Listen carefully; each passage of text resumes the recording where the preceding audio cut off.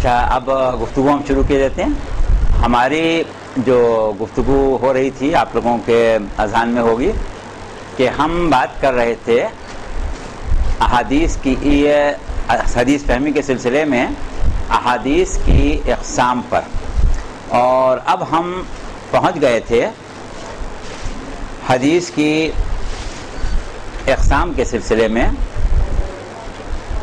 گزشتہ سبق میں، گزشتہ کلاس میں حدیث معتبر تک. ٹھیک ہے، اور حدیث معتبر کی ہم نے اقسام آپ کو لکھوائی تھیں. اچھا، حدیث معتبر کی اقسام ہم نے اس طرح لکھوائی تھیں کہ اقسام لکھوا دی تھیں، ان کی تعریف جو ہے وہ ابھی مکمل نہیں ہوئی تھی. اچھا ہاں بیٹا، پہنچ گئے تھے نا، مگر اس میں جو حدیث کے نام ہم نے لکھوائے تھے اس میں سب کی تعریف ابھی نہیں آئی تھی، وہ آج آ جائے گی انشاءاللہ. حدیث معتبر کی تعریف آپ نے لکھی تھی نا، موزل تک ہوئی تھی. حدیث معتبر کی کیا تعریف لکھی تھی آپ نے؟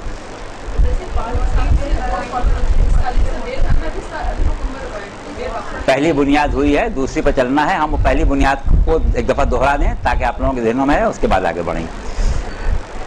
ہم نے یہ کہا تھا حدیث معتبر کے سلسلے میں گفتگو ہو رہی تھی ہماری، اور حدیث معتبر 7ویں قسم کے ذیل میں لکھوائی گئی تھی آپ کو. اور اس کے سلسلے میں ہم نے یہ کہا تھا کہ حدیث معتبر جو ہے یہ وہ حدیث ہے جس کو قابل اعتبار سمجھا جاتا ہے، اور قابل اعتبار ہونے کے لیے شرائط رکھی جاتی ہیں. جن شرائط میں سے کسی ایک یا ایک سے زیادہ شرائط پائی جاتی ہوں اسے حدیث معتبر کہتے ہیں. یہاں تک بات ہوئی تھی. اس کے بعد ہم نے آپ کو حدیثیں لکھوائی تھیں، حدیث حسن، حدیث موثق. ٹھیک ہے، یہ دونوں لکھوائی تھیں. اچھا، اب یہاں پر ایک وضاحت ہم کرنا چاہ رہے ہیں آج، وہ یہ ہے کہ اس دفعہ ایک تھوڑی سی ہم سے غلطی ہو گئی تھی، اس کی اس وقت آپ لوگ تصحیح کر لیجئے. جب آپ کلاس سے ہم نکلے تو خیال ہے کہ ایک چیز درمیان میں رہ گئی. حدیث سے موثق ہم نے آپ کو لکھوائی تھی، اور اس کے بعد ہم نے آپ کو ایک بناوٹ کے اعتبار سے کچھ الفاظ بنا کے بتائے تھے. ثقل سے الفاظ بنائے تھے، ثقیل، ہاں ثقلین وغیرہ بنائے تھے. اچھا، اس کے بعد ہمیں آنا تھا ایک اور چیز پر موثق تک پہنچنے کے لیے. ثقیل، ثقل یہ ایک الگ الفاظ ہیں، یہ آپ نے سمجھ لیا کہ ہاں اس طریقے سے بنتے ہیں. اب اس کے بعد ہمیں آگے جانا تھا کہ ایک لفظ ہوتا ہے وثوق، واو سے واو قاف، وثوق. ٹھیک ہے. اچھا، وثوق اس سے کیا بنا؟ موثق بنا. وثوق سے ایک لفظ بنتا ہے ثقہ. وثوق یعنی اعتبار اور اعتماد کے ساتھ. ہم کہتے ہیں کہ یہ بات ہم پورے وثوق کے ساتھ کہہ رہے ہیں. ٹھیک ہے نا. تو وثوق اسی سے ثقہ یعنی جس پر اعتبار کیا جائے، سے قاف ہے ثقہ. اور جس شے کی توثیق ہو جائے، وثوق جس میں ہو اس کو کیا کہتے ہیں؟ توثیق. جس چیز کو آزما لیا جائے، جس کے اوپر اعتبار حاصل کر لیا جائے، اس کو کیا کہتے ہیں کہ اس کی توثیق ہو گئی. تو جس شے کی توثیق ہو جائے اس کو کہتے ہیں موثق. ہم نے ثقل کی تعریف کرتے کرتے موثق پر آ گئے تو وہ ایسا تاثر پیدا ہو گیا جیسے ثقل سے موثق بنائے. یہ غلط تھا، اس کو آپ صحیح کر لیجئے. یہ ہم سے غلطی ہو گئی تھی، باہر نکلنے کے بعد ہمیں یاد آیا، تو پھر ہم نے کہا کہ اگلی دفعہ جاتے کے ساتھ ہی آپ کو صحیح کرا دیں گے کہ بیچ میں ثقہ، وثوق، موثق یہ الفاظ رہ گئے تھے. اچھا، اب اس کے بعد ہم نے آپ سے یہ کہا تھا کہ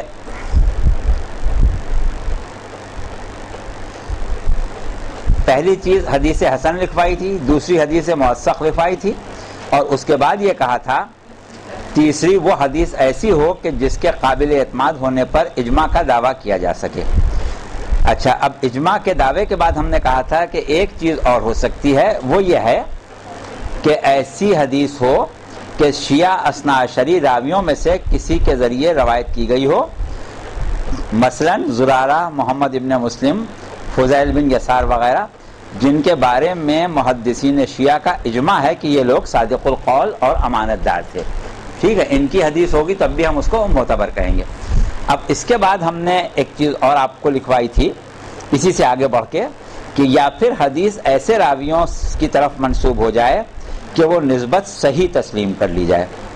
یعنی صحیح تسلیم کر لی جائے کا مطلب کیا ہوا کہ جس طرح اجماع شیعہ اثنا عشری علماء کا کسی خاص راوی پر ہوتا ہے، اس طرح اجماع نہ بھی ہو مگر عمومی طور پر اس کو صحیح تسلیم کیا جاتا ہو، تب بھی وہ معتبر کے زمرے میں آ جائے گی۔ اس کے بعد ہم نے نمبر 4 آپ کو یہ لکھوایا تھا کہ کوئی حدیث ایسی ہو کہ کسی ایسے مجموعہ حدیث میں موجود ہو جس مجموعے کو مرتب کرنے والے نے کسی امام معصوم کے سامنے پیش کیا ہو۔ ٹھیک ہے، اس کے بارے میں ہم نے آپ کو یعنی امام معصوم کے سامنے پیش کیا ہو اور جمع کرنے والے کی امام نے تعریف فرمائی ہو یا تصدیق فرمائی ہو، اور اس میں ہم نے مثالیں آپ کو کیا دی تھیں؟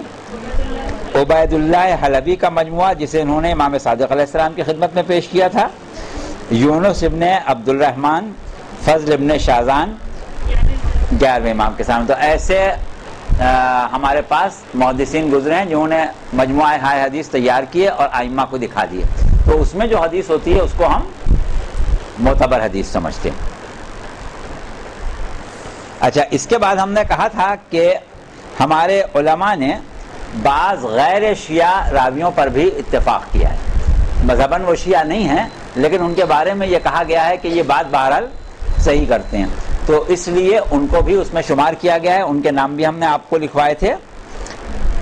کیا نام تھا؟ حفص بن غیاث، حسین ابن عبداللہ، علی ابن حسن طاطی، اور اس کی کتاب ہے القبلہ۔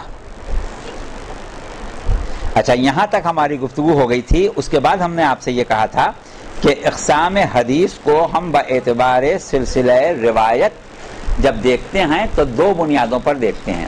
ایک بنیاد تو یہ ہوتی ہے کہ آیا وہ سلسلہ معصوم تک پہنچا یا نہیں پہنچا، پہنچا تو کیسے پہنچا، نہیں پہنچا تو کیسے نہیں پہنچا۔ ایک بنیاد تو یہ ہوتی ہے، اس کے اوپر آپ کو ہم نے اس میں لکھوانی تھی۔ دوسری بنیاد یہ ہوتی ہے کہ اس سلسلے کی کیفیت کیا تھی۔ اب وہاں سے ہمیں شروع کرنا ہے۔ ایک دفعہ جو گزشتہ کلاس میں آپ نے پڑھا تھا اس کو سرسری ہم جلدی جلدی آگے بڑھا دیں۔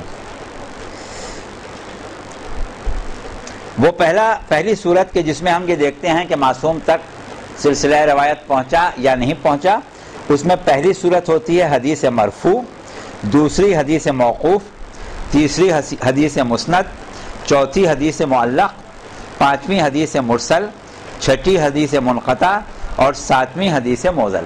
سب آپ کے پاس لکھا ہوا ہے نا، دیکھتی جائیں۔ اچھا، اب ان ساتوں کے بارے میں ہم نے یہ بتایا تھا کہ حدیث مرفوع وہ حدیث ہے جس کا سلسلہ امام یا رسول تک پہنچتا ہو۔ یہ بھی ممکن ہے کہ ہر زمانے میں روایت کرنے والے راوی کا نام سند میں موجود ہو، اور یہ بھی ممکن ہے کہ کہیں سے کسی راوی کا نام ساقط ہو جانے کی وجہ سے سلسلہ منقطع ہو گیا ہو۔ یہ بات ہو چکی نا۔ اب آئیے جلدی جلدی آگے بڑھ جائیں۔ حدیث مرفوع وہ حدیث جس کا سلسلہ سند معصوم تک نہ پہنچے۔ آپ دیکھتے رہیے، آپ لوگوں نے یہی لکھا ہے یا نہیں؟ بلکہ معصوم سے روایت کرنے والے تک پہنچ کے ختم ہو جائے، مثلاً زرارہ، ابو بصیر یا فضیل وغیرہ، ان تک پہنچ کے رک گیا تو ہم اس حدیث کو کیا کہتے ہیں؟ حدیث موقوف کہتے ہیں۔ محدثین شیعہ ان کو مجازی طور پر حدیث کہتے ہیں، ورنہ حدیث کی جامع تعریف کی حدود میں یہ حدیث نہیں آ سکیں گی، یعنی جب تک امام سے منسوب نہ ہو جا کے جب تک حدیث نہیں کہلائے گی۔ اچھا، اس کے بعد ہم نے کہا تھا کہ تیسری قسم تھی حدیث مسند کی۔ یہ حدیث کون سی ہے کہ جس کا سلسلہ سند پورا معلوم ہو لیکن انقطاع واقع نہ ہوا ہو، کہیں انقطاع واقع نہ ہوا ہو اور معصوم تک پہنچا ہو۔ ٹھیک ہے، اس کے بعد چوتھا ہم نے آپ کو جو سلسلہ بتایا تھا وہ کون سا تھا؟ معلق۔ حدیث معلق کون سی ہے؟ وہ حدیث جس کا سلسلہ سند ابتدائی حصے سے ایک یا متعدد راویوں سے خالی ہو، بیچ میں کہیں کہیں یا درمیان میں کچھ راوی نہ ہو۔ جیسے شیخ طوسی اپنے سے پہلے راویوں کا ذکر کیے بغیر فرمائیں کہ روایت کی محمد ابن احمد نے، یا روایت کی ابو بصیر نے، یا زرارہ نے امام صادق علیہ السلام سے، تو اب یہ خبر نہیں کہ شیخ طوسی سے زرارہ تک کا سلسلہ کیا ہے۔ یہ ہو گئی حدیث معلق۔ اچھا، اس کے بعد حدیث مرسل، وہ حدیث جس کے آخری حصے سے ایک یا متعدد راویوں کے نام ساقط ہوں، مثلا کوئی تابعی رسول اللہ سے، یا کوئی صحابی امام کا شاگرد، یا شاگرد کا شاگرد امام سے روایت بیان کرے۔ ایسا شخص امام کا نام لے رہا ہے کہ جس نے امام کا زمانہ نہیں دیکھا. اچھا، اس کے بعد ہم نے آپ کو بتائی تھی حدیث موصل جس کا سلسلہ سند معصوم تک اس طرح پہنچے کہ درمیان سے ایک سے زیادہ راویوں کے نام ثابت ہوں. شروع میں جی حدیث منقطع بتا دی نا آپ کو، جس کا سلسلہ معصوم تک پہنچے مگر درمیان میں کہیں ایک راوی کا نام ثابت ہو. اور موصل وہ ہے کہ جس میں ایک سے زیادہ راویوں کے نام ثابت ہوں. ایک کا ہو تو منقطع ہوگی، ایک سے زیادہ کا ہو تو موصل ہوگی. اچھا، اب یہ ہمارا گفتگو کا سلسلہ جو گزشتہ کلاس میں تھا وہ یہاں پر ختم ہو گیا تھا. اب آئیے ہم آج سے آگے بڑھتے ہیں اگلا سبق.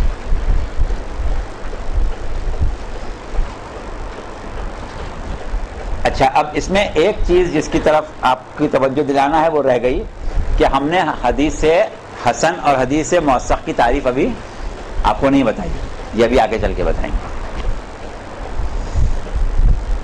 اچھا، اب اقسام حدیث باعتبار کیفیت سلسلہ، یہ آپ ڈالیے سرخی. اقسام حدیث بحیثیت اعتبار بسلسلہ، اقسام حدیث باعتبار کیفیت سلسلہ. اقسام حدیث باعتبار کیفیت سلسلہ. اب اس میں پہلی قسم ہے حدیث سے منوعن. منوعن کیسے لکھیں گے؟ میم نون عین نون، میم کے اوپر زبر، نون کے اوپر پیش، عین کے اوپر زبر، نون کے اوپر جزم. منوعن. منوعن آپ لوگ استعمال کرتے ہیں یعنی بالکل کو ویسے ہی جوں کا توں. اب حدیث منوعن ہم اس حدیث کو کہتے ہیں کہ حدیث کا سلسلہ سند پورے کا پورا ان فلاں ان فلاں ان فلاں ان فلاں کر کے جس نے بیان کیا ہے اس سے لے کے اور معصوم تک چلا جائے. اب بات یہ ہوتی ہے کہ جب ایک شخص حدیث کو بیان کرتا ہے تو مختلف الفاظ استعمال کرتا ہے. بعض وقت وہ کہتا ہے ان فلاں یعنی فلاں سے اس نے مجھ سے بیان کیا. اچھا، بعض اوقات ایسا ہوتا ہے کہ بجائے ان کہنے کے وہ کہتا ہے اخبرنی یعنی مجھے خبر دی. ٹھیک ہے.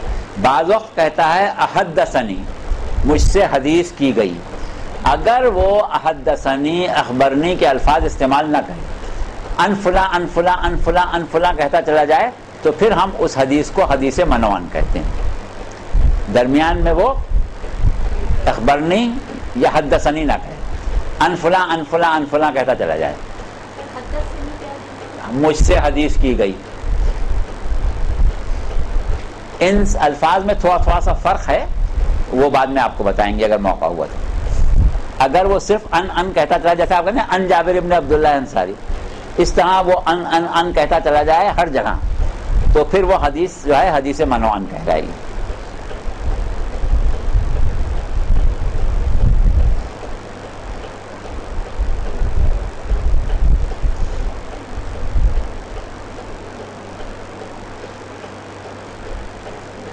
اس کے بعد دوسری قسم ہے حدیث مضمر. میم زواد میم رے. مضمر. مضمر کے کیا معنی ہے؟ جیسے جس میں کوئی چیز چھپی ہوئی ہو. ٹھیک ہے. حدیث سے مضمر یا یہ سمجھیں کہ وہ کہ جو کوئی چیز چھپائی جائے، جہاں کوئی چیز چھپی ہوئی ہو اس کو کہتے ہیں حدیث مضمر، جہاں کوئی چیز چھپائی جائے. اچھا، بعض اوقات ایسا ہوتا ہے کہ حدیث ہمارے پاس اس طرح پہنچتی ہے کہ ہم نے جس راوی سے بات کی، جس نے ہم تک پہنچائی ہے، وہ اپنے زمانے کے راوی کا نام لے رہا ہے، پھر اس کے بعد اس کا لے رہا ہے، پھر یہاں تک کہ ہوتے ہوتے اس نے امام کے صحابی کا نام لیا. اور امام کے صحابی کا نام لینے کا مثلا اس نے ابو بصیر کا نام لیا، یا اس نے نام لیا ازبغ بن نباتہ کا، یا اس نے نام لیا مثلا زرارہ کا، یا اس نے نام لیا ابو حمزہ سمالی کا، اور اس کے بعد کہا کہ ان علیہ السلام. معصوم کا نام نہیں لیا.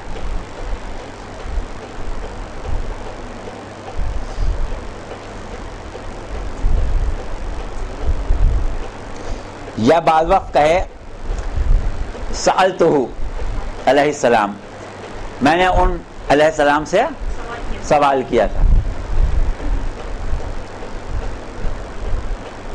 یا کبھی کہے کہ امرنی علیہ السلام، ان پر سلام ہو، انہوں نے مجھے حکم دیا تھا. تو اب ایسی صورت میں کیا ہوا کہ معصوم کا نام نہیں آیا. تو اب وہ حدیث کہ جس کا سلسلہ پورا معصوم کے صحابی تک تو پہنچ گیا، لیکن معصوم کا نام درمیان آخر میں جہاں آنا چاہیے تھے وہاں نہیں آیا. ایسی حدیث کو ہم حدیث مضمر کہتے ہیں. اچھا، اب یہ حدیث مضمر جو ہے یہ صرف شیعہ کتب میں اور شیعہ مجموعہ احادیث میں ملیں گی، اہل سنت کے ہاں نہیں ملتی. اس کی وجہ کیا ہے کہ شیعوں کے لیے یہ بڑا مسئلہ ہوتا تھا کہ ان کو تعلیمات آل محمد آگے بڑھاتے وقت بڑا ڈر لگتا تھا، بڑے ان کے اوپر سختیاں تھیں کہ کہیں ایسا نہ ہو کہ میں امام کا نام لوں تو یا تو درمیان میں رکھنا ڈال دیا جائے، یا میری جان کو خطرہ ہو، یا امام کے لیے کوئی پریشانی کھڑی ہو جائے. تو وہ لوگ یہ کرتے تھے کہ امام کا نام نہیں لیتے تھے، بس خالی علیہ السلام کہہ کے چھوڑ دیتے تھے. تو اس لیے ہمارے ذخیرہ احادیث میں ایسی حدیثیں بہت مل جاتی ہیں کہ جہاں امام کے صحابی تک تو نام جاتا ہے، اس کے بعد ان علیہ السلام کہہ کے بات ختم کر دیتے ہیں، امام کا نام نہیں لیتے. تو ایسی حدیث اب ہمارے لیے تو یہ مشکل ہو گئی کہ امام کا نام نہیں آیا، حالانکہ امام کا نام نہ آنے کی وجہ ہے، اسی لیے ہم ان حدیثوں کو مانتے ہیں.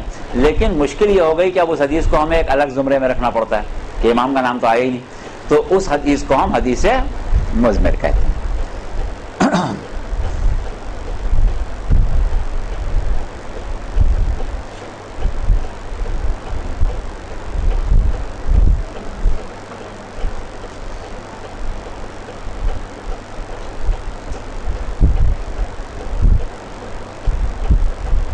اچھا، اب سوال یہ ہے کہ ایسی حدیث جس میں امام کا نام نہیں لیا گیا، اس کو حدیث کی کمزوری سمجھا جائے یا نہ سمجھا جائے؟ اس سلسلے میں ہمارے محدثین میں تھوڑا بہت اختلاف رہا ہے. بعض محدثین کہتے ہیں کہ ایسی حدیث کو جس میں امام کا نام نہیں لیا گیا، اس میں اس امر کو حدیث کی کمزوری پر محمول کیا جائے، اس کو کہا جائے کہ یہ تو حدیث کی کمزوری ہے کہ اس میں امام کا نام نہیں آیا. لیکن بعض علماء یہ کہتے ہیں کہ نہیں، یہ حدیث کی کمزوری نہیں ہے، یہ راوی کی مجبوری ہے. اور جب اس نے امام کے صحابی تک بات پہنچا دی اور اس کے بعد یہ بھی کہا کہ مجھ سے حضرت نے کہا، ان علیہ السلام نے کہا، تو بس یہاں پر یہ بات مان لینا چاہیے کہ یہ حدیث جو ہے یہ امام تک پہنچ گئی ہے. اب اس سلسلے میں آپ ایک چھوٹا سا نوٹ لکھ لیں. ہمارے ایک محدث علامہ بہاؤالدین عاملی، ان کے والد بھی علامہ حسین ابن عبد الصمد عاملی کے نام سے مشہور تھے. یعنی والد کا نام تھا علامہ حسین ابن عبد الصمد عاملی، اور صاحبزادے علامہ بہاؤالدین عاملی جو کہ ایک بہت مشہور شخصیت ہیں. انہوں نے یہ کہا ہے، یعنی والد نے ان کے علامہ حسین ابن عبد الصمد عاملی نے، کہ اگر سلسلہ روایت امام کے نام لیے بغیر امام تک پہنچ جائے تو یہ کمزوری ہے. لیکن علامہ سید حسن الصدر عاملی، انہوں نے ایک کتاب لکھی ہے نہایت الدرایہ، اس میں انہوں نے یہ لکھا ہے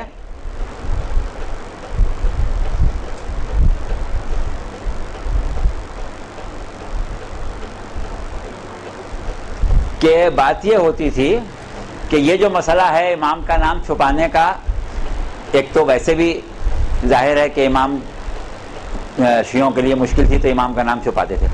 دوسرے انہوں نے یہ کہا ہے کہ اصحاب ائمہ کا طریقہ یہ تھا کہ اگر وہ ائمہ کی کوئی تعلیمات نقل کر رہے ہیں، ائمہ جس میں ائمہ کی بہت سی احادیث آ گئیں کہ امام نے یہ فرمایا، امام نے یہ فرمایا، امام نے یہ کہا، امام نے یہ کہا، امام نے یہ کہا، تو اس میں ان کا طریقہ یہ ہوتا تھا کہ جب ابتدا کرتے تھے تو امام کا نام لیتے تھے، لیکن اس کے بعد ان علیہ السلام نے کہا، ان علیہ السلام نے کہا، ان علیہ السلام نے کہا، اس طرح لکھتے چلے جاتے تھے. تو اس کا نتیجہ یہ ہوتا تھا کہ وہ احادیث جو وہاں سے نقل کی گئی جہاں پر پہلے وہ نام لے چکے تھے، وہاں پر ان علیہ السلام آ جاتا ہے، لہٰذا اس حدیث کو کسی طرح سے بھی ہم کمزور نہیں کر سکتے۔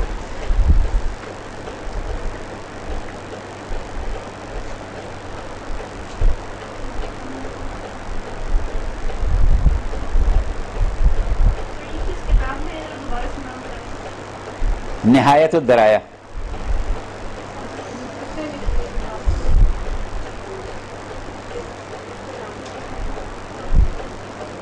یہ لکھی ہے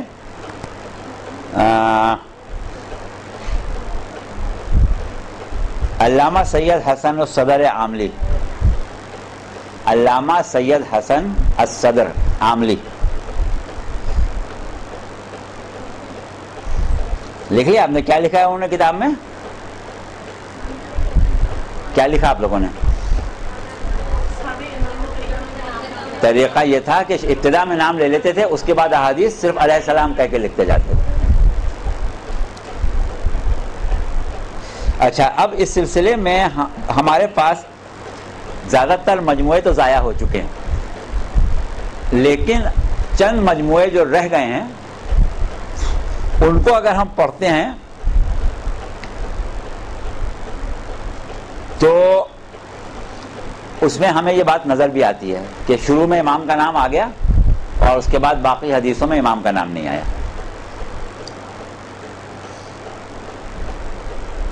اچھا، تیسری قسم پر آ جائیے آپ، حدیث عالی، عین الف لام، یہ حدیث عالی۔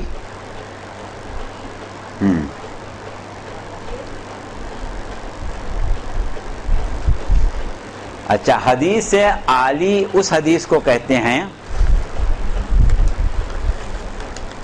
کہ جس کا سلسلہ روایت بہت چھوٹا ہو، یعنی جو شخص بیان کر رہا ہے اس سے لے کے اور امام تک 2-3 ہی آدمی ہوں، 3-4 آدمی ہوں، چند افراد ہوں، 5-6-7 ہوں، اگر 10-20-25 کا نام بیان کہیں کہ ہم نے اسے سنا، اس نے اسے سنا، اس نے اسے سنا، تو اب سب کے بارے میں معلومات اکٹھا کرنا بڑا مشکل ہو جاتا ہے کہ اتنے لوگوں کے بارے میں کہ کون کیسا تھا، کون جھوٹا تھا، کون سچا تھا، کوئی کس کا حافظہ کمزور تھا، کون بھول جاتا تھا، کس کی بات کا بھروسہ کیا جائے، کس کا نہ کیا جائے، تو معاملہ خراب ہو جاتا ہے۔ لیکن اگر چند آدمیوں میں ہی پہنچ جائے بات امام تک تو بہت آسانی ہو جاتی ہے۔ تو ایسی حدیثیں جس میں بہت چھوٹا سلسلہ ہو ان کو کہتے ہیں حدیث عالی۔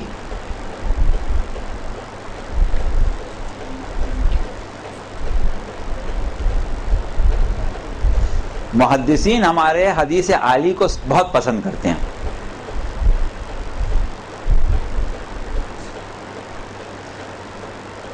اچھا، اب بعض اوقات ایسا ہوتا ہے کہ 3-4 راویوں کے ذریعے یا 2-3 راویوں کے ذریعے یا چند راویوں کے ذریعے بات امام تک پہنچ گئی، اور وہ سب کے سب راوی جو ہیں وہ محدثین کے جانے پہچانے ہیں، اور محدثین جانتے ہیں کہ یہ سب بہت ہی مستند راوی تھے، تو پھر اس حدیث کو بجائے عالی کہنے کے اعلیٰ کہا جانے لگتا ہے، پھر اس حدیث کو حدیث اعلیٰ کہنے لگتے ہیں۔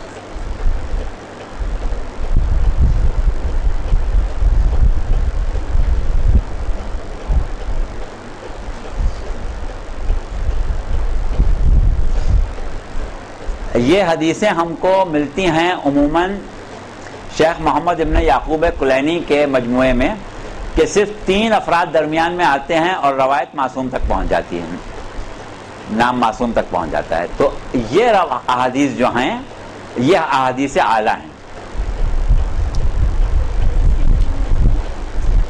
محمد ابن یعقوب کلینی۔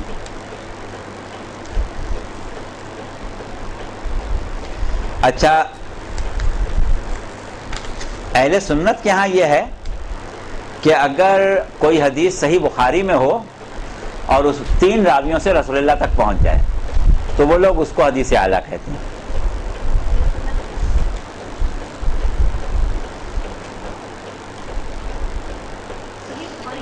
صحیح بخاری میں اہل سنت کے ہاں یہ ہے کہ پہلی شرط کہ صحیح بخاری میں ہو، اور دوسری یہ کہ 3 راویوں کے ذریعے رسول اللہ تک پہنچ جائے، تو اہل سنت اس کو حدیث اعلیٰ کہتے ہیں۔ ہم کس کو حدیث اعلیٰ کہتے ہیں؟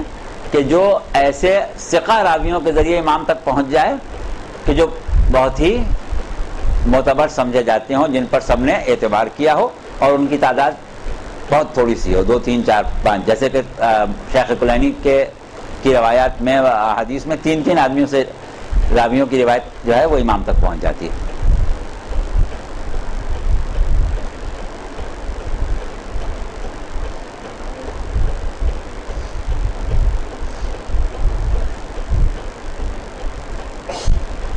اچھا، اب ایک مسئلہ اور احادیث میں ہمارے ساتھ پیش آتا ہے جس میں تھوڑا سا اشتباہ پیدا ہو جاتا ہے، اس کو کہتے ہیں حدیث مسلسل۔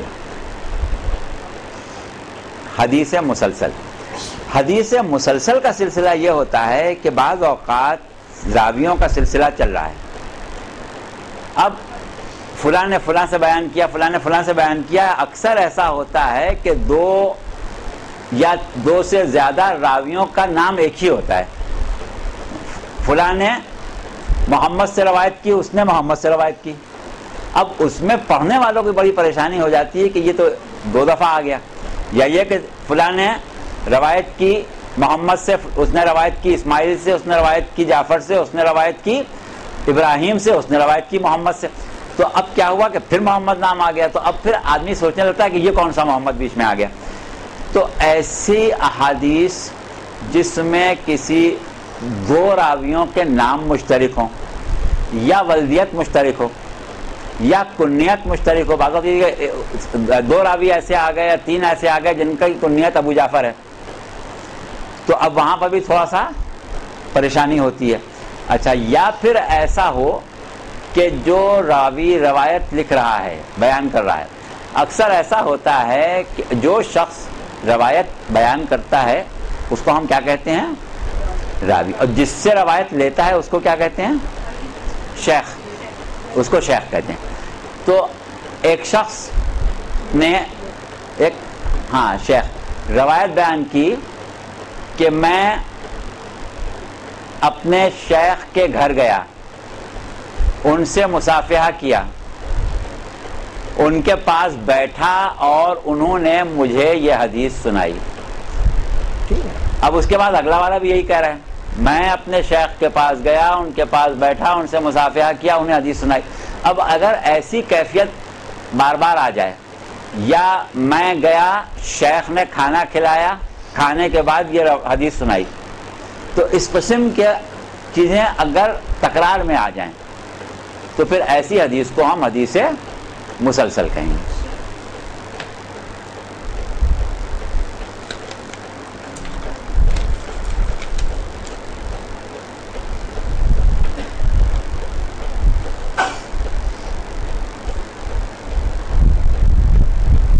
اچھا، اس میں اور بھی بہت سی چیزیں ہیں، ہم نے کچھ مثالیں دی ہیں۔ بعض اوقات ایسا بھی ہوتا ہے کہ راوی حدیث بیان کرتے وقت کہتا ہے کہ میں اللہ کو گواہ کر کے کہتا ہوں کہ میں نے فلاں سے یہ سنا تھا۔ اب اس نے بھی یہی کہا، کسی اور راوی نے بھی یہی کہہ دیا کہ میں اللہ کو گواہ کر کے کہتا ہوں کہ میں نے یہ سنا تھا۔ تو اس طرح کے اگر اشتراک پائے جائیں تو وہ حدیث کیا ہو جاتی ہے؟ حدیث مسلسل ہو جاتی ہے۔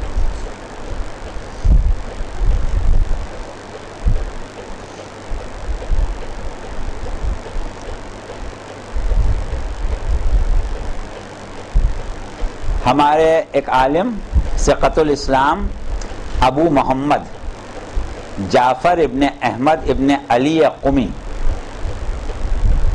ثقۃ الاسلام سے قاف تے ہے، ابھی جیسا کہ ہم نے آپ کو موثق کے ذریعے بتایا کہ ثقہ توثیق، ثقۃ الاسلام ابو محمد جعفر ابن احمد ابن علی قمی نے احادیث مسلسل کو ایک کتاب میں جمع کیا ہے جس کا نام ہے المسلسلات۔ ایک کتاب ہے ہمارے ہاں المسلسلات، اس میں جتنی حدیثیں ہیں وہ سب کی سب احادیث مسلسل ہیں۔ اب اگر فرض کریں کہ وہ کتاب آپ کے سامنے آ جائے اور اس پر لکھا ہوا ہو المسلسلات، اب آپ کو فوراً پتہ چل جائے گا کہ اس میں جو حدیثیں ہیں وہ کس قسم کی ہیں، ٹھیک ہے۔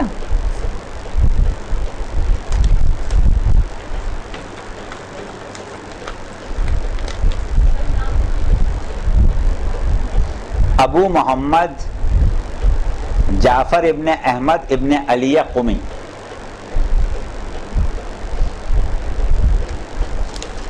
اچھا اب آئیے اگلی قسم حدیث شاذ و نادر. شاذ و نادر، شین الف زال اس کے بعد واو لگائیے عطف کا اور پھر نادر.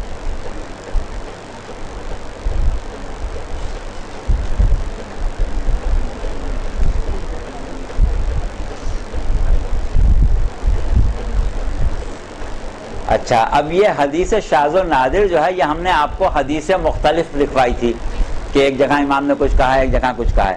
تو یہ حدیث مختلف کی ہی ایک قسم ہے کہ جس میں راوی تو ثقہ ہیں لیکن جو بات بیان کی جا رہی ہے وہ کسی حدیث مشہور کے مقابلے پر آ رہی ہے.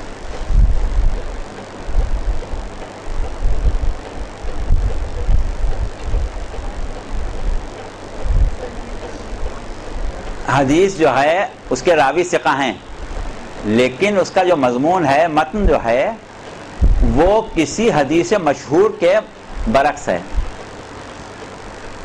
حدیث مشہور تو آپ پڑھ چکے ہیں.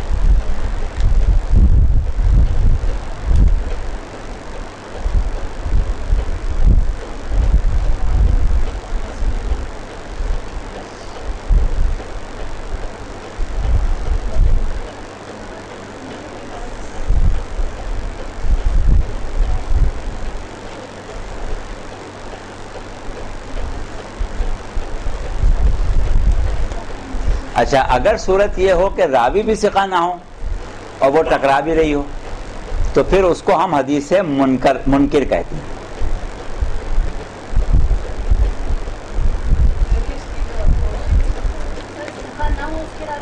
تو منکر کہیں گے، پھر اس کو شاذ و نادر نہیں کہیں گے. نہیں، اب حدیث مشہور سے ٹکرا بھی رہی ہے اور راوی بھی صحیح نہیں ہے.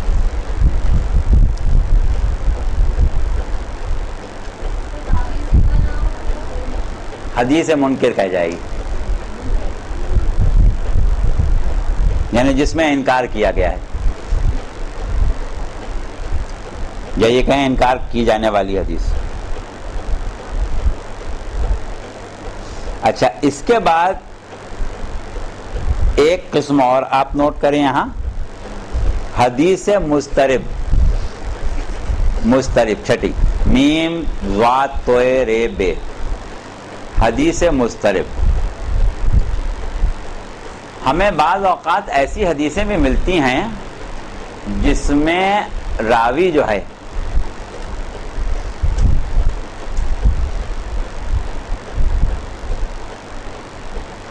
وہ ایک ہی سلسلے سے بات کرے لیکن حدیث کا جو متن بیان کرے وہ کہیں اسی سلسلے سے آیا ہو، کوئی اور متن بیان کر رہا ہو، اور کہیں اسی سلسلے سے کوئی دوسرا متن بیان کر رہا ہو.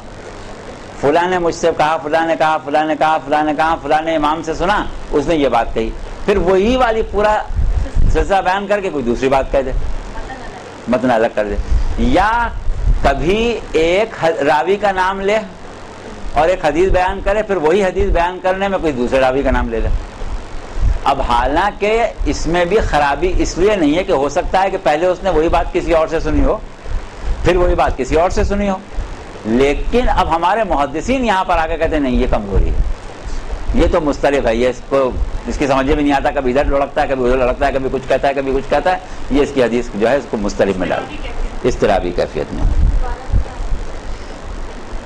حدیث کو کے سلسلے میں وہ اضطرابی کیفیت میں ہے، کبھی ایک ہی متن کو دوسرے مختلف راویوں سے بیان کر رہا ہے، کبھی راوی جو ہیں وہ تبدیل نہیں کر رہا ہے لیکن متن تبدیل کر رہا ہے.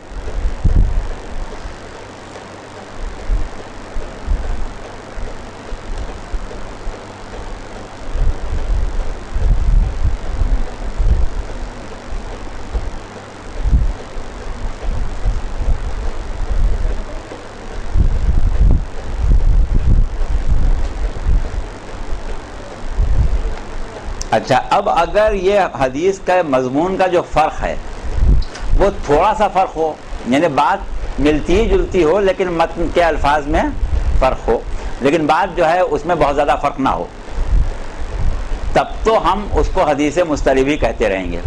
لیکن اگر صورت ایسی ہو کہ اتنا مختلف ہو کہ ایک دوسرے کا کی ضد بن جائے تو پھر ہم اس کو حدیث ضعیف کہہ کے رد کر دیں گے، پھر ہم اس کو حدیث ضعیف کہیں گے۔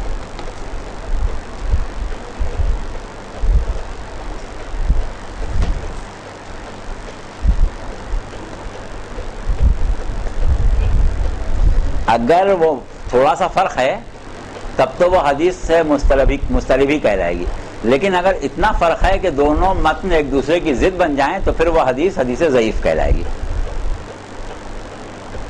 آپ لوگ سنتے ہیں نا یہ حدیث ضعیف ہے،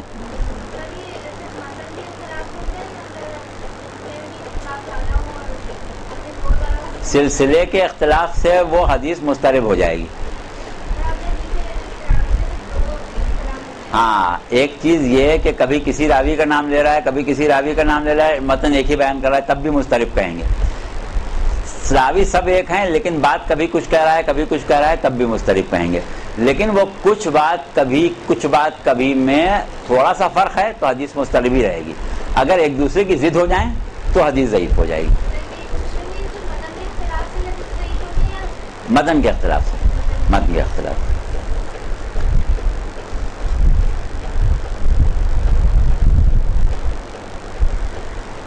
اچھا، اب آپ لوگوں کو بس ایک آخری بات اور تھوڑی سی ذرا مشکل بتانا ہے، اس کے بعد پھر کوئی مسئلہ نہیں رہے گا، کیونکہ ابھی تک یہ جو قسمیں آ رہی ہیں جلدی اس میں تھوڑی سی ذہن کے اوپر ایک الجھن کی کیفیت آ جاتی ہے۔ اب ساری باتیں ہو گئیں، آپ لوگوں کی سمجھ میں آ گئیں کہ کس طرح سے ہم حدیثوں کو الگ الگ کرتے ہیں، لیکن ایک چیز رہ گئی کہ ابھی ہم نے یہ طے نہیں کیا کہ راویوں کے بارے میں تو بیٹھ کے دیکھیں کون سا راوی کیسا ہے۔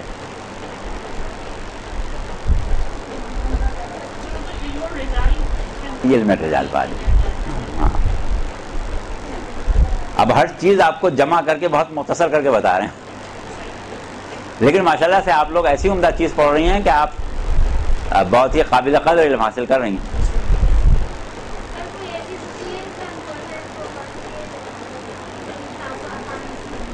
آسان تو کیا ہوگا، جو ہے وہ یہی ہے، اس سے زیادہ آسان ہم نے کر دیا، اس سے زیادہ آسان کتاب میں نہیں ملے گا آپ کو، لیکن یہ ہے کہ یہ آپ اس سلسلے میں کئی کتابیں ہیں، لیکن بہت ہی جامع کتاب جو ہے وہ یا تو آپ کو مل جائے گی، ایک کتاب عربی میں ہے، اس کا اردو ترجمہ کیا تھا انہوں نے مولانا علی حسنین شیفتہ صاحب نے، علم حدیث کے نام سے، وہ اگر بازار میں مل جائے آپ کو، ہمیں نہیں معلوم کس وقت بازار میں ہے یا نہیں ہے، ایک چھوٹا سا کتابچہ ہے ان کا، مولانا نقن صاحب کا، وہ نسبتاً مختصر ہے، اور وہ جو ہے علم حدیث علی حسنین شیفتہ کی وہ تھوڑی زیادہ تفصیل سے ہے۔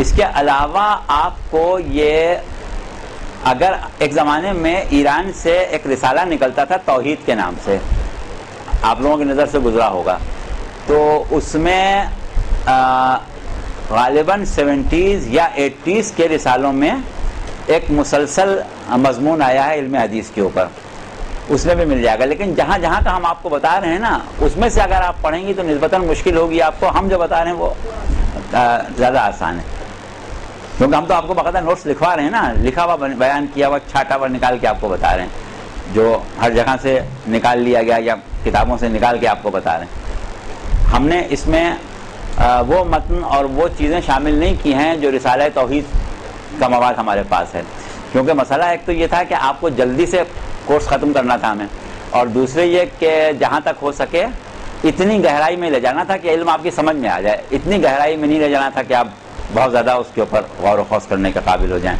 تو اس میں جو چیزیں لکھی ہوئی ہیں وہ ہم نے آپ کو نہیں بتائیں، اور اب شاید بتانے کا موقع بھی نہ ملے، لیکن اگر ملا انشاءاللہ تو ضرور بتائیں گے۔ کچھ نام نہیں ہے، حدیث ہی، علم حدیث نام ہے بس، مگر ہمیں نہیں معلوم کہ یہ کتابیں بازار میں آپ کو ملیں گی یا نہیں ملیں گی۔ آپ نے نام پوچھا تو ہم نے بتا دیں کہ ہماری نظر سے گزری ہیں۔ اصل میں بات یہ ہے کہ آپ کو اردو کی کتاب چاہیے نا، ورنہ عربی میں فارسی میں تو مل جائیں گی۔ اچھا ٹھیک ہے، اب آئیے ہم آتے ہیں راویوں کی صفات کو دیکھتے ہیں اور ان صفات کے اعتبار سے حدیثوں کو مختلف جگہ رکھیں گے. اس کے لیے ہم یہ جو قسمیں بناتے ہیں وہ 5 قسمیں بنتی ہیں. بنیاد کیا ہے کہ راویوں کی صفات دیکھ کے حدیث کی قسمیں بنائیں. اب دیکھیے آپ مختلف طریقے سے حدیثوں کی قسمیں پڑھ رہی ہیں نا, تو ایک ہی حدیث آپ کی کسی زاویے سے کسی ذریعے سے آپ نے دیکھا اس کو اقسام حدیث کے مختلف پہلوؤں سے, تو آپ کو وہ حدیث راویوں کے اعتبار سے اس کا کچھ اور نام ملا, اعتبار سلسلہ روایت کچھ اور اس کا نام ملا, اور کسی اور بنیاد پر آپ نے دیکھا تو کچھ اور اس کا نام ملا. لیکن اب یہ آپ کے اوپر ہے کہ آپ کو ہر اعتبار سے وہ اگر معتبر مل رہی ہے, کسی اعتبار سے معتبر پر جا رہی ہے, کسی پر نہیں جا رہی ہے, تو یہ سب تفصیلات اتنی زیادہ ہیں کہ اس کو ہم نے آپ کے کورس میں شامل نہیں کیا ہے, بس صرف قسمیں بیان کر دی ہیں. اب یہ نہیں ہم لے جا رہے ہیں کہ کیا یہ ممکن ہے کہ ایک حدیث کو ہر زاویے سے جب ہم دیکھیں تو ایک ہی حدیث جو ہے مختلف قسموں میں آ جائے گی. تو یہ سب چیزیں ہم نہیں آپ کو بھی پڑھا رہے ہیں. اچھا, اب راویوں کے اعتبار سے 5 قسمیں. اب آپ کو یاد ہوگا کہ ہم نے جب حدیث حسن اور حدیث موثق کی بات کی تھی تو وہاں پر گفتگو کیا تھی؟ راویوں ہی کی تھی. اسی لیے اس وقت ہم نے اس کو چھوڑ دیا تھا.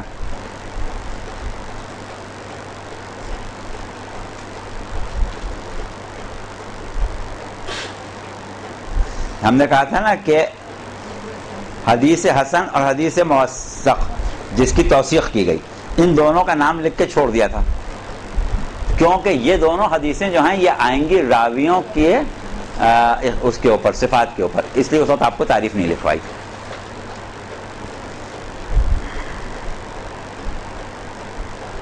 ابھی تو وقت ہے نا. اچھا, اب آپ لکھیں نمبر 1 حدیث سے صحیح, نمبر 2 حدیث حسن, نمبر 3 حدیث قوی,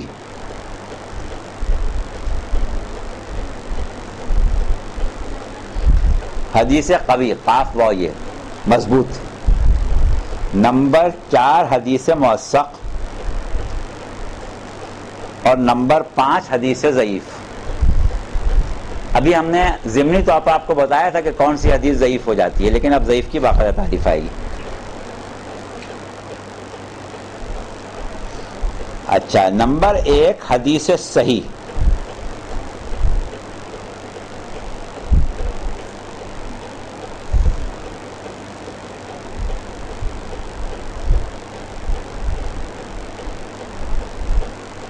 حدیث صحیح اس حدیث کو کہتے ہیں جس کے تمام راوی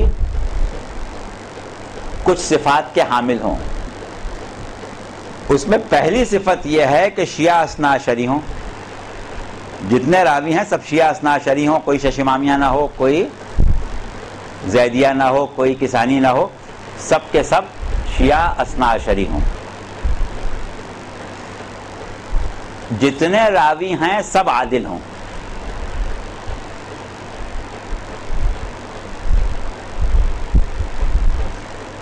اور جتنے راوی ہیں سب ضابطہ ہوں. ضاد الف بے تو ہے ضابطہ اس راوی کو کہتے ہیں کہ جس کے بارے میں یہ اطمینان ہو کہ اس کو بھولنے کی بیماری نہیں ہے. بعض لوگوں کو بھولنے کی بیماری ہوتی ہے, وہ بات بھول جاتے ہیں. تو وہ راوی جن کے بارے میں یہ طے ہو جائے کہ یہ بھولتے نہیں تھے, ان کا حافظہ قوی تھا, ان کو ہم کہتے ہیں یہ ضابطہ راوی ہیں, ان کا حافظہ قوی تھا, یہ بھولتے نہیں تھے, مرض نسیان میں مبتلا نہیں تھے. تو ایسے راوی جن میں یہ 3 صفات پائی جائیں اور جتنا سلسلہ سند ہے اس سب میں وہی راوی ہوں جن میں یہ تینوں باتیں پائی جائیں, تو ہم اس کو حدیث صحیح کہیں گے. تو اب آپ کی سمجھ میں آ گیا کہ جس حدیث کو کہا جائے کہ بھئی یہ تو حدیث صحیح ہے، تو اس کا مطلب کیا ہے کہ سب راوی ضابطہ ہیں، سب راوی عادل ہیں اور سب راوی شیعہ ہیں۔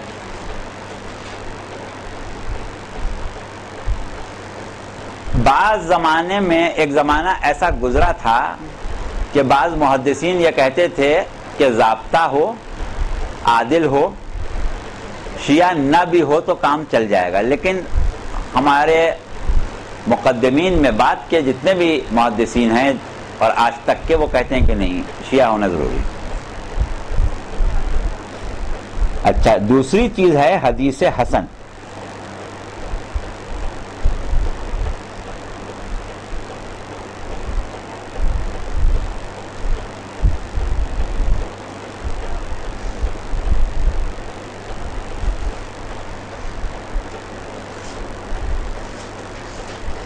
حدیث حسن میں اور حدیث صحیح میں زیادہ فرق نہیں ہے۔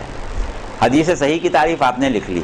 حدیث حسن میں ایک مسئلہ اگر تھوڑا سا یہ آ جائے کہ درمیان میں کوئی ایک راوی ایسا ہو کہ جس کی عدالت ثابت نہیں ہو پا رہی ہو، لیکن شیعہ راویوں نے اس کی تعریف بھی کی ہو، تو کیونکہ ایک ذرا سی کمی رہ گئی کہ وہ عادل ہو بھی سکتا ہے لیکن یہ کہ ثابت نہیں ہو رہا ہے، تو پھر اس حدیث کو ہم حدیث سے صحیح نہیں کہتے بلکہ حدیث حسن کہتے ہیں۔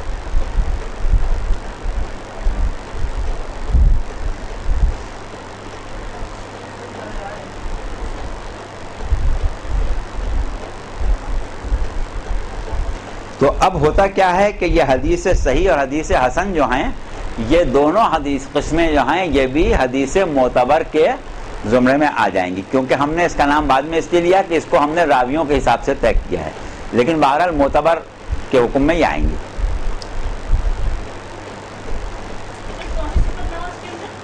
ایک کوئی ایسا آ جائے بیچ میں راوی کہ جس کی عدالت ثابت نہیں ہو پا رہی ہو کسی طرح سے، پورے اس کے بارے میں معلومات نہیں مل پائیں، یا اور کوئی ایسی صورت ہو گئی کہ اس کا جو آپ کو بایو ڈیٹا جمع کرنا ہے اس میں کوئی کمی رہ گئی، تو وہ عدالت جن چیزوں سے ثابت ہوتی ہے اس میں آ کے معاملہ پھنس رہا ہے، تو اب آپ اس کو حدیث صحیح نہیں کہیں گے، اس کو حدیث حسن کہیں گے۔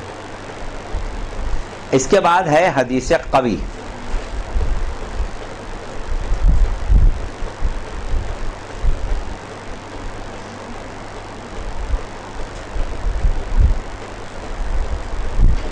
اچھا، اب ایسا ہوتا ہے، حدیث قوی کو کی تعریف لکھنے سے پہلے ایک بات کی سمجھ لیں کہ جب ہم راویوں کے بارے میں چھان پھٹک کرتے ہیں تو راویوں کی 3 قسمیں بن جاتی ہیں۔ ایک راوی وہ ہوتے ہیں جن کی تعریف کی جاتی ہے اور سب کہتے ہیں کہ بھئی یہ تو بہت عادل بھی تھے اور یہ تو ضابطہ بھی تھے اور ان میں تو یہ خوبی تھی، ان میں یہ خوبی تھی، ساری ان کی تعریف کر دی جاتی ہے۔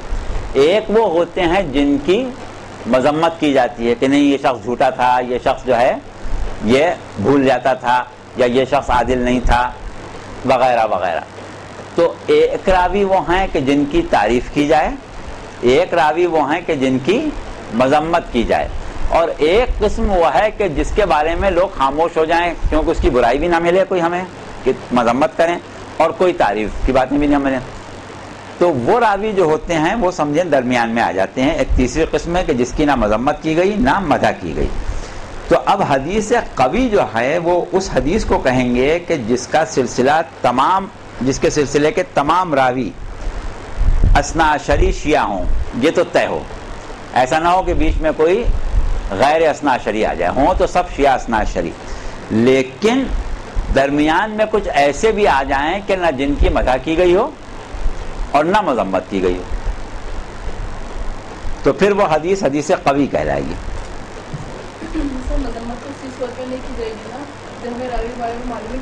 ہاں تو کچھ نہیں کریں گے، خاموش ہو جائیں گے۔ تو ایسے راوی سے جو حدیثیں آئی ہیں پھر وہ حدیث قوی کہلائیں گے، حسن یا صحیح میں نہیں آئیں گے وہ۔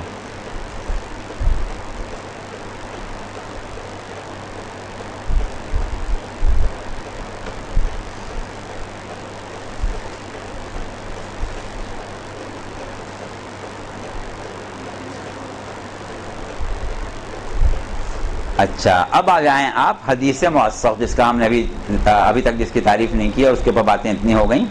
حدیث موثق اس وقت کہلائے یہ حدیث کہ راوی جتنے بھی ہیں ان میں کچھ ایسے نکل آئے جو شیعہ اثنا عشری نہیں ہے.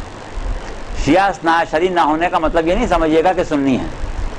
شیعہ اثنا عشری نہ ہونے کا مطلب یہ کہ وہ شش امامی ہو سکتے ہیں، 6 اماموں کے بعد ان کو 7ویں امام کی معرفت نہ ہو، یا اس قسم کے ہو سکتے ہیں کہ انہوں نے کہیں پر دھوکہ کھایا ہو اور ان کے عقائد و نظریات میں تبدیلی آ گئی ہو اور وہ مکمل طور سے ان نظریات پر باقی نہ رہے ہوں جو شیعہ اثنا عشری کے نظریات ہیں.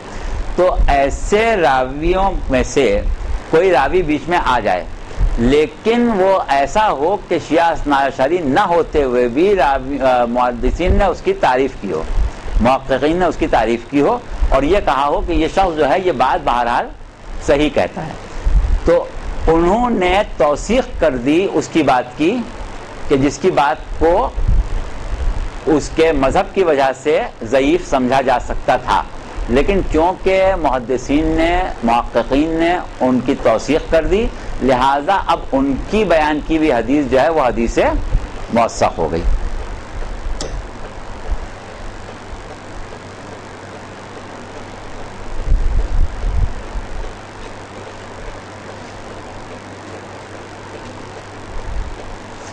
اچھا بس اب اس کے بعد اگلی قسم جو ہے وہ ہے حدیث ضعیف کی. حدیث ضعیف بھی 2 طرح کی ہوتی ہیں.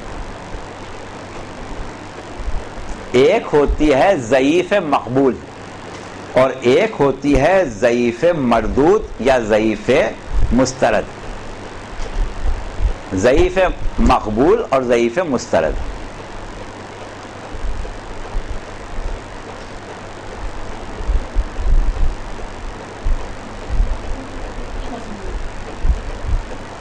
اچھا نہیں، ابھی ہم نے حدیث ضعیف کی قسمیں نہیں لکھوائی نا آپ کو، وہ حدیث ضعیف کی تعریف نہیں لکھوائی. حدیث ضعیف وہ ہے کہ اگر سلسلہ راویوں کا جو ہے وہ جو ہم نے ابھی 4 صورتیں لکھوائیں، حدیث قوی، حدیث موثق، حدیث حسن اور حدیث صحیح، ان میں سے کسی کے اوپر پورا نہ اترے تو پھر وہ حدیث ضعیف کہلائے گی. جیسے ہم نے کہا نا کہ اگر ایسا نہیں ہے تو اس کو ضعیف کر کے رد کر دیں گے. اب ضعیف کی 2 قسمیں ہیں، ایک ضعیف مقبول اور ایک ضعیف مسترد. مسترد جس کو مسترد کر دیا جائے، میم سین تیرے دال. حدیث ضعیف وہ کہ جو قوی بھی نہ ہو، قوی کی تعریف میں بھی پوری نہ اترے، صحیح کی تعریف میں بھی پوری نہ اترے، حسن کی تعریف میں بھی پوری نہ اترے اور موثق کی تعریف میں بھی پوری نہ اترے، تو پھر وہ حدیث ضعیف ہو جائے گی.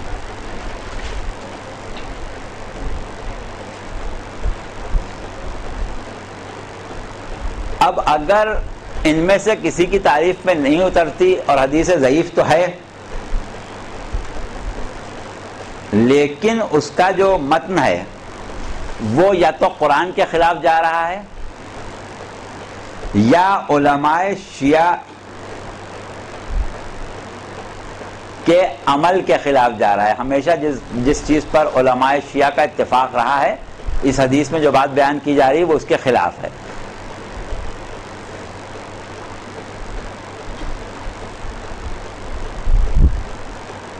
تو اس کو تو ہم مردود یا مسترد کہیں گے. لیکن اگر کتاب اللہ کے مطابق ہے یا علماء کے عمل کے مطابق ہے، دونوں میں سے کسی ایک چیز کے مطابق ہے، تو پھر وہ ضعیف مقبول کہلائے گی.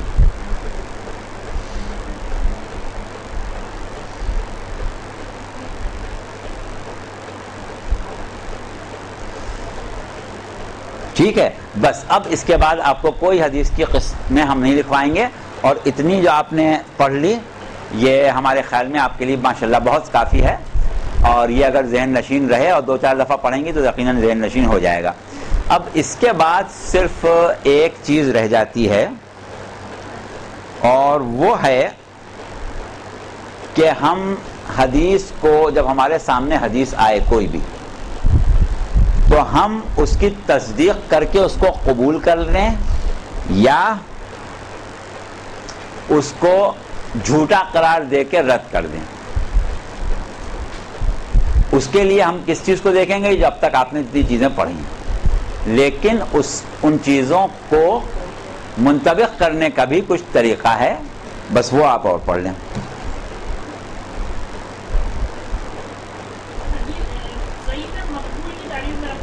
ضعیف مقبول یہ ہے کہ وہ نہ تو حسن کے زمرے میں آ رہی ہے، نہ صحیح کے زمرے میں آ رہی ہے، نہ موثق کے زمرے میں آ رہی ہے، نہ قوی کے زمرے میں آ رہی ہے، تو وہ ہو گئی ضعیف. لیکن اتفاق ایسا ہے کہ جو بات بیان کی جا رہی ہے وہ بہرحال یا تو قرآن سے مطابقت اس میں ظاہر ہو رہی ہے یا کسی ایسے عمل سے مطابقت ظاہر ہو رہی ہے جو علماء شیعہ اسناد شریعہ ہمیشہ کرتے چلے آئے ہیں.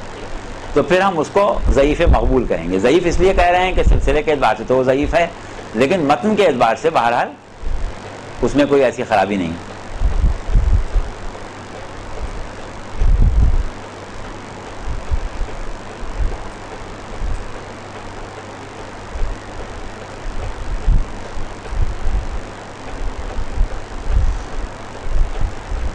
اچھا، اب جب ہم یہ کہتے ہیں کہ ہم حدیث کی تصدیق کریں یا تکذیب کریں تو ہمارے پاس اس کی بنیاد صرف ایک ہی ہے. وہ کیا ہے کہ ہم تصدیق اس صورت میں کریں گے کہ جب اس کا ہمیں یقین حاصل ہو جائے کہ یہ معصوم کا کلام ہے، معصوم نے یہ فرمایا ہے. یقین کے ساتھ ہم کہہ سکیں کہ یہ نہیں، یقیناً معصوم نے یہ کہا ہے، پورا اطمینان ہو جائے ہمیں.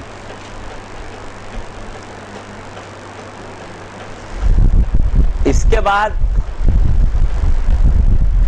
ہم یہ دیکھتے ہیں کہ بعض احادیث ایسی ہیں کہ جن کے بارے میں ہمیں پورا یقین تو نہیں ہوتا، لیکن گمان ہوتا ہے کہ یہ معصوم کا قول ہوگا، معصوم نے ایسا کہا ہوگا.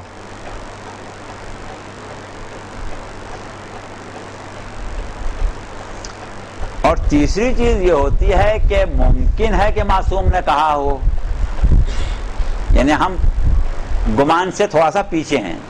گمان میں یہ ہے کہ ہمیں 100% یقین تو نہیں ہے، لیکن خیال یہ ہو رہا ہے کہ نہیں یہ امام نے کہا ہوگا.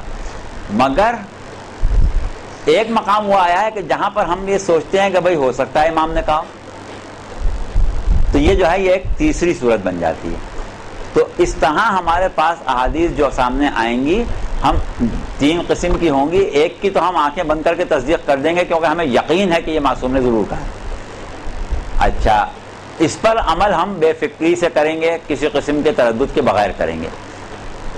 لیکن وہ احادیث کے جن میں صورت یہ ہو کہ امام نے کہا ہے، زیادہ تر امکان تو ہے کہ کہا ہوگا، یا وہ کہ جہاں ہم کہیں شاید امام نے یہ کہا ہو، تو وہ احادیث جو ہیں وہ آحاد کے حکم میں آتی ہیں. ان کو کہتے ہیں الف مد زبر آ ہے الف دال، آحاد.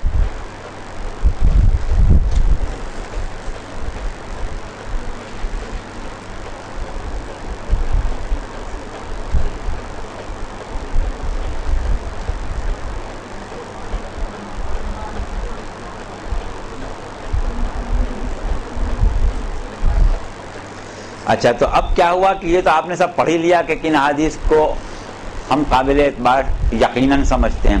تو اب اگر کوئی حدیث ہمارے سامنے ایسی آ جائے کہ جس کے بارے میں وہ تمام شواہد مل جائیں کہ جس کی وجہ سے ہم اس کو کلام معصوم کہیں، تو ہم پر واجب ہے کہ ہم اس کی تصدیق کریں. اس کو رد کرنا یا اس کی تکذیب کرنا ہمارے لیے جائز نہیں ہے. اور اگر کہیں وہ حدیث تواتر نکل آئے تو پھر اس کا معاملہ جو ہے وہ اور زیادہ قوی ہو جاتا ہے. اس کو ہم کہتے ہیں قطعی التصدیق، یعنی ہر حال میں اس کی تصدیق جو ہے ہمیں کرنا ہے.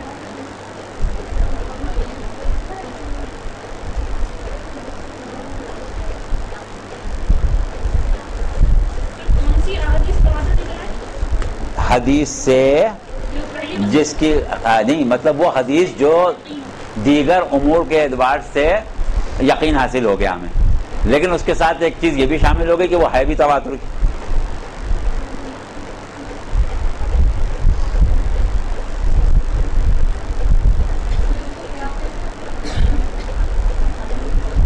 ہاں ہاں اس کو کہیں گے قطعی التصدیق، قطعی التصدیق، قاف تو عین یا قطعی.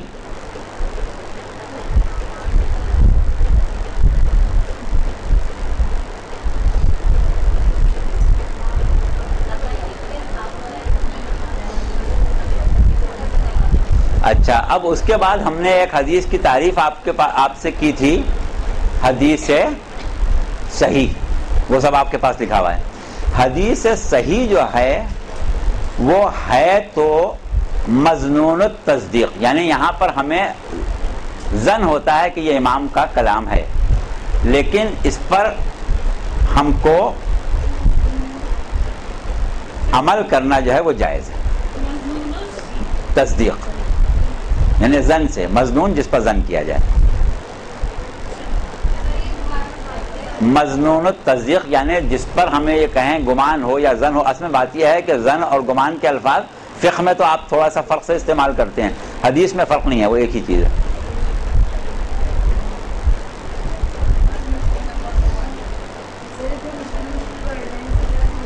مشکل کیا ہے؟ ظن مشکل لفظ ہے. ظن سے مظنون، اس میں کیا مشکل ہے؟ قطعی التصدیق یعنی جس کے بارے میں بالکل یقین ہو جائے کہ یہ تو صحیح ہے ہی. جس کے بارے میں گمان ہو کہ صحیح ہے وہ مظنون التصدیق ہے، اور وہ حدیثیں ہیں جو جن کو ہم حدیث صحیح کہہ رہے تھے. اب دیکھیے ہم وہاں پر پہنچ گئے کہ ایک ہی حدیث کے دو نام بتا رہے ہیں. حدیث صحیح بھی ہے، اسی کو ہم مظنون التصدیق بھی کہہ رہے ہیں. یعنی اب اس پر تمام محدثین کا اس بات پر اتفاق ہے کہ اس پر عمل کرنا جائز. آپ حدیث فہمی سمجھ رہی ہیں نا، اب آپ وہاں پہنچ گئی کہ اب اس پر عمل کرنا جائے. حدیث سمجھ لیا آپ نے کہ اس پر عمل کر سکتی ہیں آپ. حدیث صحیح جو ہے مظنون تصدیق ہے، اس پر عمل کر سکتی ہیں آپ.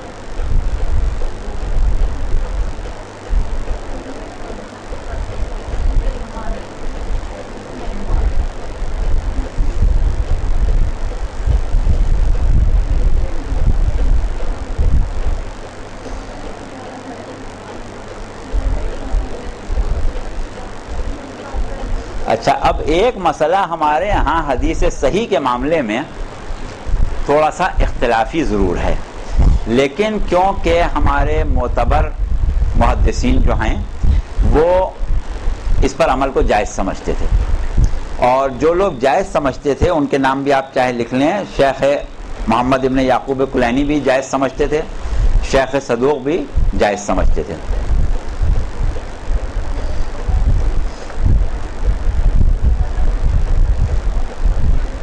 لیکن ہمارے ایک بزرگ عالم حدیث صحیح کو، حدیث صحیح کی تعریف آپ نے یاد کر لی نا. اب آپ کو یہ دیکھنا ہے نا کہ کس حدیث کو مانے کس کو نہ مانے. وہ بتا رہے ہیں کہ حدیث صحیح کو پر عمل کرنا جائز ہے شیخ کلینی کے نزدیک بھی اور شیخ صدوق کے نزدیک بھی، لیکن سید مرتضی عالم الہدا جو ہیں وہ کہتے ہیں کہ نہیں، اس پر عمل جائز نہیں.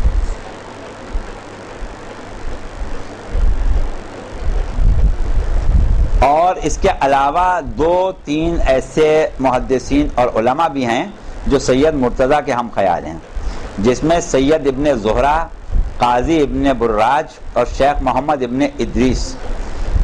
یہ لوگ وہ ہیں کہ جو کہتے ہیں کہ نہیں، حدیث صحیح پر عمل نہیں کریں، آپ وہ قطعی و تصدیق پر ہی کریں، زیادہ احتیاط کراتے ہیں. اور قاضی ابن براج، شیخ محمد ابن ادریس، ان لوگوں کا کہنا یہ ہے کہ نہیں، عمل جب آپ کو کرنا ہو تو آپ صرف اور صرف حدیث قطعی التصدیق پر کریں.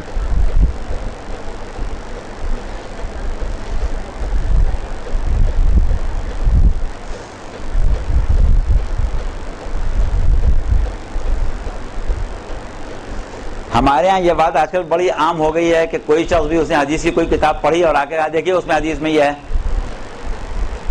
کیونکہ اس کو یہ معلوم ہی نہیں کہ حدیث پر عمل کرنے کے لیے، حدیث کی تہذیب کرنے کے لیے کتنے پاپڑ بیلنا پڑتے ہیں.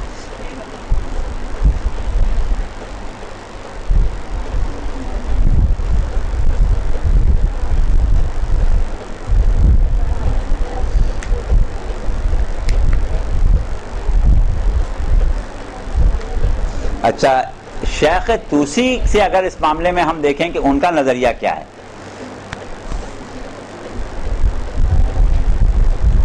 تو وہ یہ کہتے ہیں کہ یہ آحاد حدیث جو ہیں، یعنی جس پر ہمیں ظن حاصل ہو جاتا ہے کہ شاید یہ امام کا قول ہو، وہ کہتے ہیں اس کو ہمیں قرائن پر دیکھنا پڑے گا. اگر وہ آپ نے قرائن پڑھے تھے، قرائن اربع، اگر قرائن پر آ جائے تو اس پر بالکل عمل کریں اور اس کو بالکل صحیح سمجھ کے کریں اور اس کو وہی درجہ دے دیں جو حدیث تواتر کو دیتے ہیں.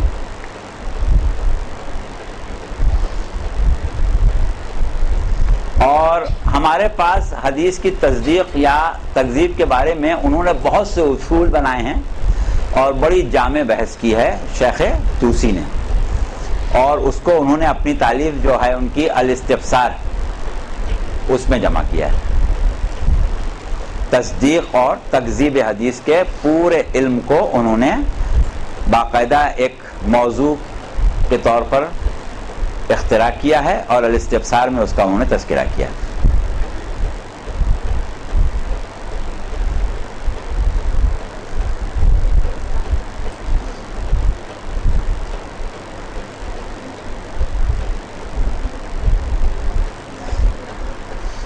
اچھا دیکھیے، ایک چیز اور ہم آپ کو بتا دیں کہ یہ سب باتیں جو ہم کر رہے ہیں یہ عمل کرنا جائز ہے. یہ وہاں پر باتیں آتی ہیں جہاں پر واجب یا حرام کا مسئلہ آ جائے، لیکن جہاں پر معاملہ صرف مستحب کا ہو.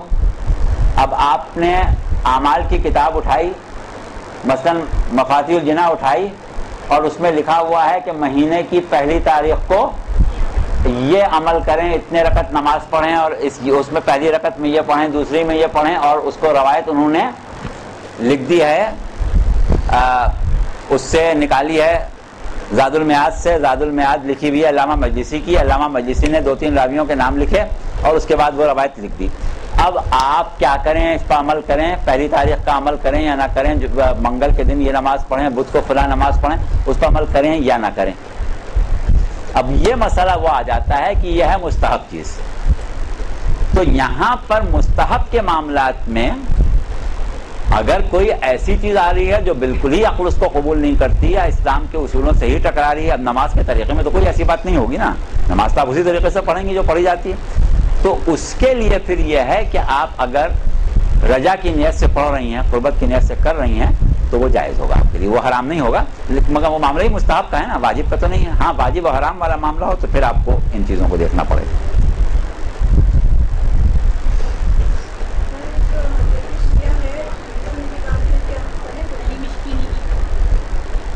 اب یہ تو آپ کو خود معلوم ہوگا. اب آپ دیکھیں کون سی مستند ہے کون سی مستند نہیں. اب تو آپ نے پڑھ لیا نا، حدیث کو کیسے مستند سمجھتے ہیں، کیسے تکذیب کرتے ہیں، کیسے تصدیق کرتے ہیں، سب آپ نے پڑھ لیا. اب ہر کتاب کے بارے میں آپ بتا سکتی ہیں خود کہ مستند ہے کہ نہیں.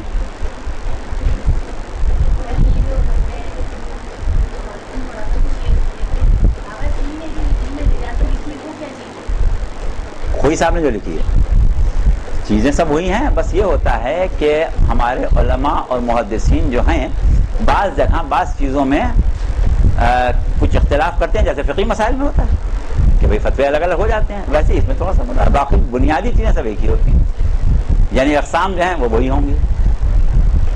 طریقہ تکذیب تحقیق کا ایک ہی ہوگا، مرتب کس طریقے سے کریں گے، کس طرح احادیث کی درجہ بندی کریں گے، وہ سب جگہ ایک ہی ہوگا.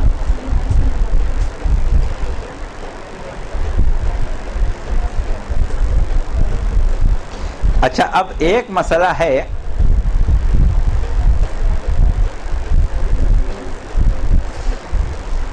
ہم آپ کو اب فی الحال تو کوئی چیز پوچھنا ہے تو آپ پوچھ لیں، ہم آگے نہیں بڑھیں گے کیونکہ بہت کافی آپ نے آج پڑھ لیا. اب پھر اب آپ لوگ تھک گئی، اور ایسا نہ ہو کہ جتنا پڑھا ہے وہ بھی نکل جائے ذہن سے تو سب بیکار ہو جائے. اس کے بعد ہمارے پاس 2-3 چیزیں ہیں بہت ہی آسان، وہ اس میں کوئی اتنی مشکل نہیں ہے. ایک کو ہم کہتے ہیں جرح و تعدیل. راویوں کے بارے میں جب ہم گفتگو کرتے ہیں تو جیسا ہم نے کہا نا کہ یا تو مذمت کریں گے ہم اس کی یا اس کی تعریف کریں گے. تو اب ہوتا یہ ہے کہ اگر ہمیں اس کے بارے میں خرابیاں نظر آ رہی ہیں اور ہم اس کو اس طرح پیش کر رہے ہیں تو پھر ہم اس کو کہتے ہیں جرح کرنا، جیم رے ہے جرح. اور جس راوی پر جرح کی جائے اس کو راوی مجروح کہتے ہیں. اور ایک چیز ہوتی ہے تعدیل.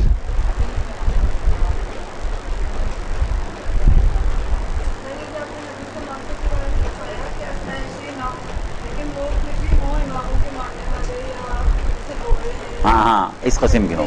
ہاں تو ان کے لیے یہی ہے کہ علماء شیعہ نے توثیق بھی کی ہو.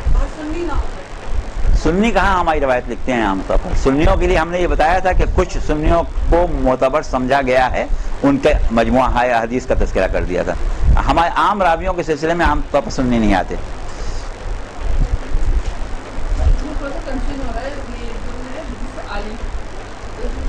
حدیث عالی یہ ہے کہ 2 یا 3 یا 4 چند راویوں کے ذریعے معصوم تک پہنچ گئی.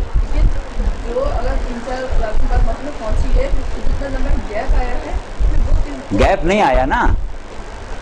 مثلا بات یہ ہے کہ جو ہم سے بیان کر, جیسے شیخ کنانی روایت کر رہے ہیں, شیخ کنانی نے جسے سنا اس نے کسی اور سے سنا تھا, اور اس نے امام حسن عسکری علیہ السلام سے سنا تھا. 2-3 آدمیوں کے بعد امام پہنچ گئے, امام تک پہنچ گئے نا.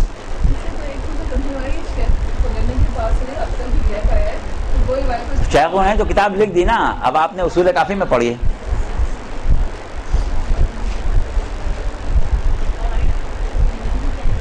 ہاں تو اب یہ ہے کہ مجروح وغیرہ یہ ابھی ہم اس وقت کچھ نہیں بتائیں گے آپ کو کہ راوی ثقہ کون سا ہے, راوی مجروح کون سا ہے, اور راوی ممدوح کون سا ہے, یہ پھر آپ کو بعد میں بتائیں گے. ہاں ثقہ آپ نے تو اس میں پورا پڑھا ہوگا نا. آپ نے اسلامک اسٹڈیز میں ایم اے کیا تھا, بی اے کیا تھا. ہاں تھوڑا سا ہے. تو آپ نے کس کتاب میں پڑھا؟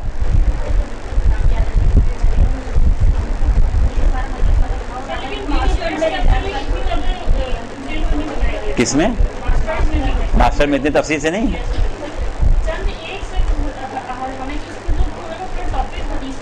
ہاں ہمارے خیال میں تو یہ سب جو کچھ ہم آپ کو پڑھا رہے ہیں عموماً ماسٹرز والے پڑھتے ہیں, اتنا نہیں پڑھتے.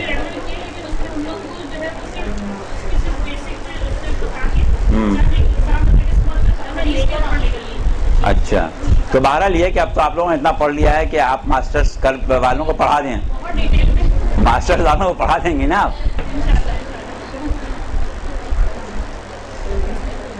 اور کوئی چیز ہے پوچھنا؟ بھی 5 منٹ ہے پوچھنا, کیونکہ اب ہم یہ جرح و تعدیل کے مسائل آج نہیں بیان کریں گے. یاد مکس وکس کچھ بھی نہیں ہوں گی. آپ نے لکھا صحیح ہے اگر تو 2-4 دفعہ پڑھیں گے سب یاد ہو جائے گا.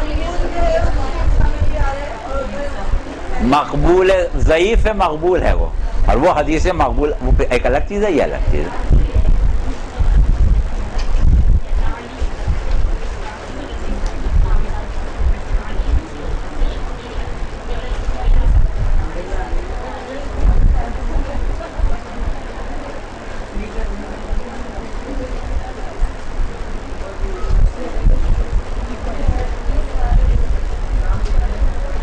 اس میں بعض مسائل ہوتے ہیں کہ اب ہوتا یہ ہے کہ بعض اوقات ایک ہی راوی کے بارے میں ایک طبقہ, ایک گروہ ایسا ہے جو اس کو مجروح بنا رہا ہے, اور اسی راوی کے کچھ لوگ تعریف کر رہے ہیں. اب ہم کیا کریں؟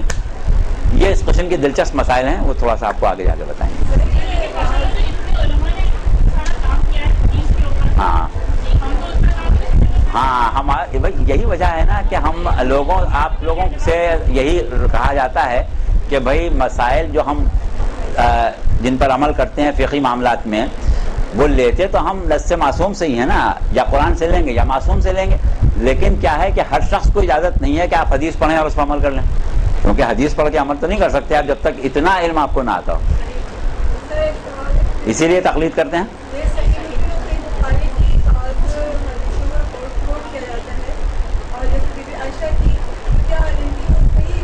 صحیح ہونے کی وجہ سے تھوڑی کیا جاتا ہے, وہ تو اس لیے کوٹ کیا جاتا ہے کہ جو لوگ اس کو صحیح مانتے ہیں ان کو قائل کرنے کے لیے کہ دیکھیے آپ کی کتاب میں یہ لکھا ہے. اب انہوں نے بھی طریقہ اختیار کیا. پہلے یہ ہوتا تھا کہ وہ لوگ ہمارے کتابوں سے کوئی حوالہ نہیں دے پاتے تھے, ہم لوگ ان کی کتابوں کے حوالے دے دیتے تھے. اب انہوں نے یہ شروع کر دیا ہے کہ نیٹ پر خاص طور سے کہ آپ کی کسی کتاب کا حوالہ دے دیتے ہیں، صفحہ نمبر بھی لکھ دیتے ہیں، کتاب کا نام بھی لکھ دیتے ہیں. اب مسئلہ یہ ہے کہ کتنے لوگوں نے پڑھی ہے، تو وہ سمجھتے ہیں کہ ہماری کتاب میں لکھی ہوئی ہے. حالانکہ ابھی بھی ایک معاملہ ایسا ہے کہ بالفرض لکھی بھی ہو، وہ اپنی کتابوں کو صحیح کہتے ہیں، جو لکھا ہے سب صحیح ہے، تو ان کی تو گردن پکڑی جا سکتی ہے. ہم تو کب کہتے ہیں کہ سب صحیح؟ ہم نے کبھی صحیح اصول کافی کب کہا؟ ہم نے کبھی صحیح ملا یا ضرور فقی کب کہا؟ ہم تو کہتے ہیں کہ صحیح غلط سب ہے. مگر مسئلہ یہ ہے کہ اتنا علم ہمارے ہاں کہاں ہے لوگوں میں. اور اب تو یہ کام ہو رہا ہے کہ ہمارے ناموں سے کتابوں جو ہیں وہ نقلی چھپ رہی ہیں. نقلی نہج البلاغہ چھپ رہی ہے، نقلی وہ چھپ گئی ہے آپ کی کیا نام ہے، نہیں صحیفے کا تو ہمیں نہیں معلوم، ہو سکتا ہے وہ بھی چھپ گیا ہو یا کسی اور کے نام سے چھپ گیا ہو، لیکن وہ اکمال الدین و اتمام النعمہ چھپ گئی ہے، امالیہ شیخ صدوق چھپ گئی ہے، امالیہ شیخ مفید چھپ گئی ہے، سب جھوٹی چھپ گئی ہیں. اس میں جو دل چاہے لکھ دیا. کون کرے؟ کس میں اتنا علم ہے؟ ممبر پر بیٹھ کے تو ذاکر اچھلتا ہے، نعرے لگاتا ہے، چلا جاتا ہے، اسے علم خود نہیں ہے. جو بہت زیادہ قابل بنتے ہیں ان کو یہ نہیں معلوم کہ جس فلسفے کو ہم پیش کر رہے ہیں یہ اہل بیت کا فلسفہ ہے یا ان کے مخالفین کا فلسفہ ہے.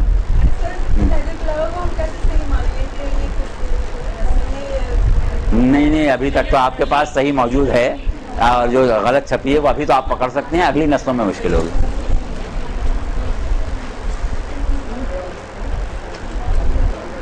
اب آپ لوگ یاد رکھیے گا کہ آپ نے سب چیزیں پڑھ لی ہیں، بس یہ 2-3 مسائل جو ہیں جرح و تعدیل کے یہ ہم بتا دیں گے، اور علماء جو ہمارے مشہور محدثین ہیں جنہوں نے جمع کی ہیں ان کی ہیں کتابیں، ان کا تذکرہ کر دیں گے.